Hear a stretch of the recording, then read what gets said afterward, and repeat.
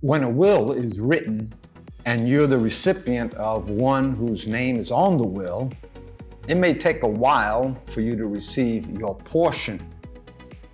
It actually takes the death of the testator, the one who's given out the will, for it to go into effect. Even though Abram was given the word by Yahweh as to the land he would inherit, it would take some time for his descendants to receive their inheritance. As a matter of fact, it would take the death of the testator in order for his descendants to receive their inheritance fully, and it would take the death of Abraham, to which the land was given, for his inheritance, for his descendants to receive it. Hello, I'm Dr. Ray, and welcome to this week's Hosea International Speaks.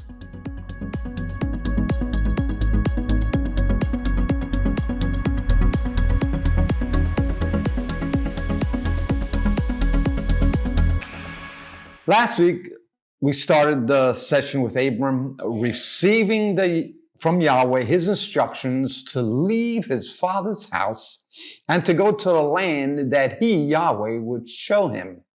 The phrase used by Yahweh was the phrase lecha, which means get out and save yourself, come from underneath the yoke that has bound you, escape with your life, and don't look back to a land that I will show you. Let's recall that Abram and his household were idol worshipers. We can see this in Joshua 24:2. And Stephen in Acts 7:1 and 2 states that Abram came out of the land of the Ur of the Chaldees, which was the center of idol worshipers. And just like all idol worshipers, they probably would have died in that land had they not, or had he not, listened to Yahweh. Yahweh might have been testing him to see if he would love him more than his country and his family. It seemed that his father's house was a constant temptation for him. And so Abram would have to leave so that his family would not be endangered. What would happen if Abram did not heed to or listen to the voice of Yahweh? Would he have died in the land of the Chaldeans or the Chaldees and not fulfill his calling? I believe he would have died in the land of his fathers. Is it possible that Abram was not the first one Yahweh had called to go to the land of Canaan? In other words, was there a succession? Was it possible that Yahweh had called Terah, or before that, or maybe one of the other descendants starting from Shem and coming down to leave their father's house and come to the land of Canaan? It could have possibly been that. And what if this calling was maybe the second or third time in the life of Abram? It could have been based, if we was to look at this phrase, now Yahweh had said. And we could see that in Genesis chapter 12, verse 1. How many times has Yahweh called you and I to fulfill a calling? Maybe to a neighbor next door, or a friend next door, or a friend in the next town, or a relative, or a friend in the next state, or even go to another country. Abram decided to heed the voice of Yahweh and move to another country in order to save his life and the life of his household. Upon receiving those instructions, it is very possible that Abram, along with Lot, went ahead and searched out the land to find a place to settle before bringing the rest of the household. The phrases that gives probably a little credence to this is when you see this phrase, so Abram departed as Yahweh had spoken, and Lot went with him. Then the next phrase is, then Abram took Sarah his wife, and Lot his brother's son, and all their possessions. And after searching out the land, they returned for their wives and came to the place they found, which was Shechem. And as some translations says, as far as the tree of Moreh. Now, that phrase is very interesting. Let's look at the phrase, the tree of Moreh, which means a mighty teacher. The word tree implies a strong leader or a mighty chief. And the word Moreh means teacher. So, is it possible that Abram met Melchizedek, who began to instruct him in the righteousness of Yahweh? We can see that in the book of Yahweh, in the footnotes on page 9 begins to talk about Abram meeting Melchizedek ahead of chapter 15 of Genesis. What would be the reward of listening to the voice of Yahweh? In other words, could Abram trust Yahweh and go to the land that he would show him? Remember now, he came from a place of idol worshipers. He came from where you would talk to an idol who had eyes that could not see, ears that could not hear, mouth that could not mutter, feet that could not walk, and hands that could not touch or feel. So he came to that. So could he put his trust in this Yahweh who had come to him? Abram must follow Yahweh in faith if he was to receive that. And we can see that in Hebrews chapter 11, verse 8, when it says it this way, by faith, Abraham obeyed when he was called to go out to a place which he would receive as an inheritance.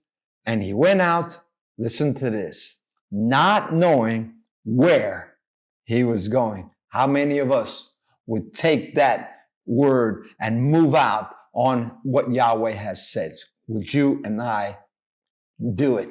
Now, Abraham was encouraged by what Yahweh had told him, because Yahweh had promised him such things as, I will make you a great nation. You have to understand now, he's going to be made a great nation. He's just coming out of the land of the Ur of the Chaldees, or the city of Haran.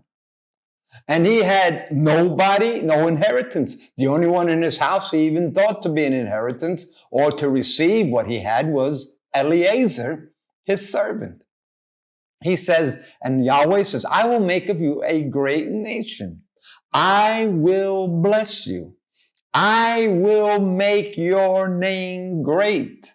You will be a blessing. Now listen to this. He would being a receptor of things from other people. He says, others will be blessed if they bless you, if they bless Abram. Others will be cursed, though, if they curse Abram.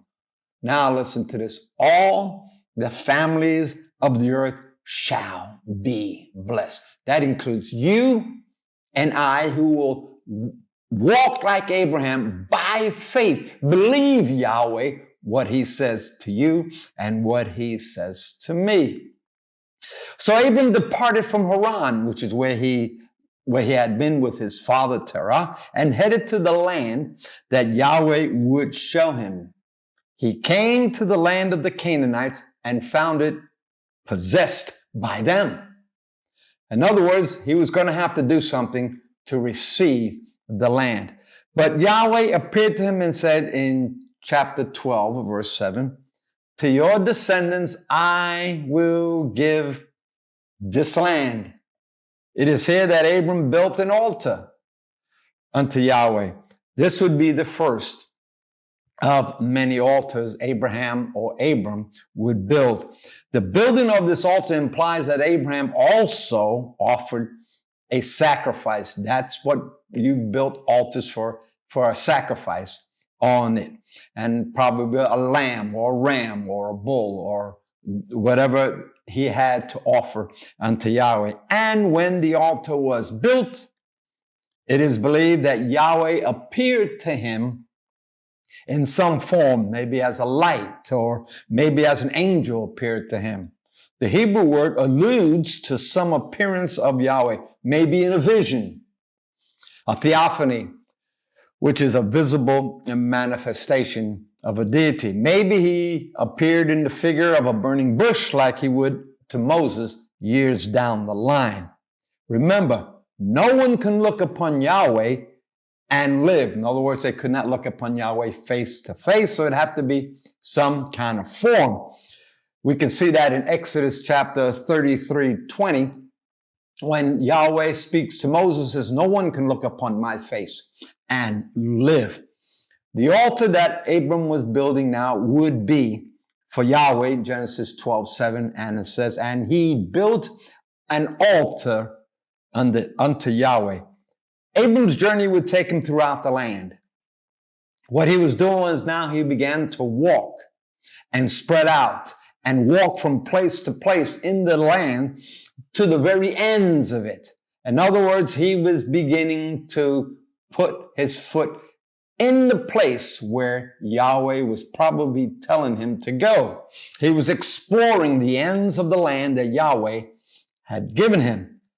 And after stopping at Shechem, in which he was versed in the righteousness of Yahweh, he would then venture to Bethel and Ai, or he would actually set up his tent between Bethel and Ai. The significance of these two cities is important to us and probably to him at the time too, for it speaks of stopping between the house of God and a heap of ruins. That's what Ai means, or in some translations it has Hai, H-A-I.